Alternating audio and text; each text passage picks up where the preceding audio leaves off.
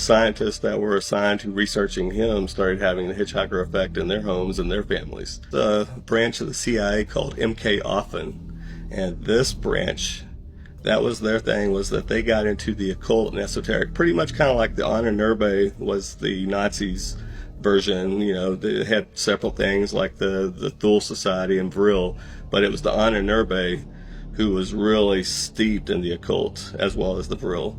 But yeah, MK Offen, I mean, they would infiltrate seances. They would send members into seances. They actually openly talked with witches, active witches. In fact, one of the most well-known witches, this well-known witch was Sybil Leek. This lady, she was so well known that H.G. Wells, Lawrence of Arabia, and Aleister Crowley all used to visit her back when she was 9 years old. Her family was that connected. In fact, when MK Offen was dealing with her and approaching her, she would tell them where the most active covens were, all the different locations of witches and covens all around the world. I mean, you know that also, what was it, Crowley and several of his colleagues, they all worked with British intelligence. So that's another thing, is like a lot of these people that are steeped in the occult and witchcraft and things like that, and demonic and satanic rituals, also have a lot to do with spies and spy agencies. That she witnessed satanic rituals going on out at military bases.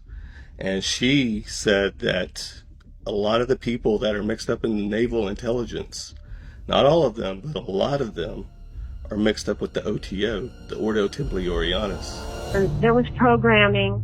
They used military bases because they won't have any interference when they have someone on a military base. And a lot of my programming took place on military bases. I would like to talk about the fact that there are rituals done at the military bases also, and that rituals are not a cover. The people that do the mind control are involved, and rituals are very much a part of how they do things. I don't know if you've read the book about Laurel Canyon.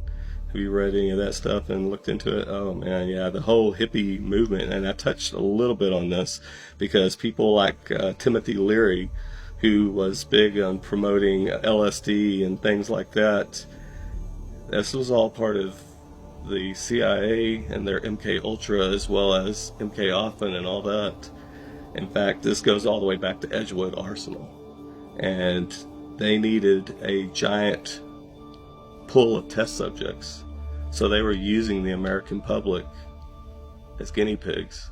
They've been dealing with they've been initiating satanic rituals at all levels of government because they are trying to tap into these things. They want to make contact. It's no different than John Dee back when he was the person that worked for Queen Elizabeth.